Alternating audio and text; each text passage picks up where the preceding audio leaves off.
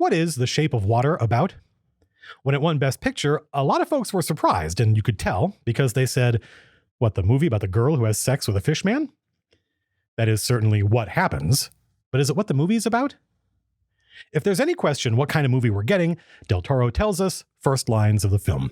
He gives us the key to decode everything that happens.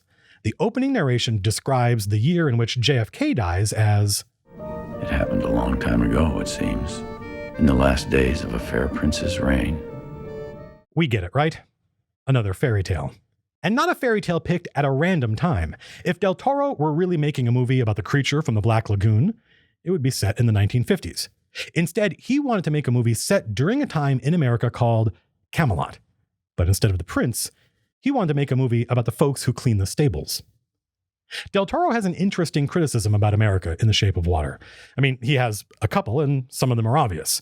I believe we're supposed to conclude from her last name that our main character is a Hispanic lady, while the other heroes are a black lady, a gay dude, and an actual literal communist. Meanwhile, the villain is not just a white dude, but earnestly tries to make his life look like a 1950s TV show. That's not the subtext, though. If anything, it's supertext. No, there's something else more interesting to me going on underneath, and I think it is that thing in Del Toro that loves not just Fellini or Buñuel, but Terry Gilliam. I'm not sure, I don't remember it coming up in interviews, but I suspect Del Toro would easily rank Gilliam among those great directors. The reason I say this is because Gilliam is an incurable romantic, and there's another meaning to that word besides falling in love. It also means a way of elevating the past. The Lord of the Rings isn't a novel. A novel is about normal people. The Lord of the Rings is an epic romance. It imagines a better past than the actual past. All the villains in The Shape of Water are obsessed with the future, just like part of America was at the time. The Jell-O company has "The future is here" on their ads, including the one our artist is painting. Notice he didn't get paid? The future everyone's talking about has no room for fishmen or gay artists. Our villain is just looking until the car salesman says, "This here is the future, and you strike me as a man who is headed there." "Where?" "Why, the future. You're the man of the future. You belong in this car." And that's all it takes to make a sale. Our villain's son dreams about the future, wonders if the future will have jetpacks. "Believe it, son," Michael Shannon says. "This is America." It's like Del Toro dismantled "Tomorrow Belongs to Me" from Cabaret and sprinkled all the pieces everywhere in his movie. This is the fundamental quality that separates our heroes from the villains. The villains are obsessed with a future, a specific shared vision of the future, one without black cleaning women or gay artists or Russian communists. The scientist really is a communist, by the way. Del Toro doesn't back down by saying, "Oh, he's Russian, but he's not a full-blown communist." Nope. He really is. He describes himself as a patriot, and he quotes Lenin, and he risked his life to help his country. But he's also just a good dude. No contradiction there. Just like in the real world, you could be living in Soviet Russia and be a good person. Del Toro is going to tell a fairy tale story inspired by monster movies from the 1950s, but unlike the real 1950s, the folks who clean the stables are going to win. It's a romantic version of the past, not just because it has fishmen in it, but because in this version of the past, the immigrants and gay people and communists and outcasts can win. Notice that we never learn why the heroes are friends or even really what their relationship is. Who is Richard Jenkins to Sally Hawkins? He's old enough to be her dad, but they're evidently not related. Why are Zelda and Eliza friends? We don't know. They just are. The communist throws in with the cleaning lady because she seems to have her heart in the right place. Nothing is said, no offer of friendship made. It just happens spontaneously. As I was watching it for the first time, I felt like we needed more time between Eliza and the fishman because I felt like I needed to see the reality of that transition from "what is this creature" to "I love this fishman." But that is contrary to the point of the film. Love happens at first sight.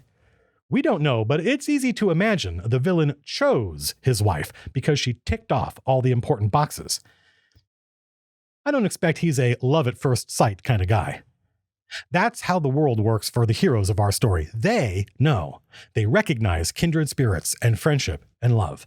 They don't need an explanation. They don't need an inciting incident, and neither do we.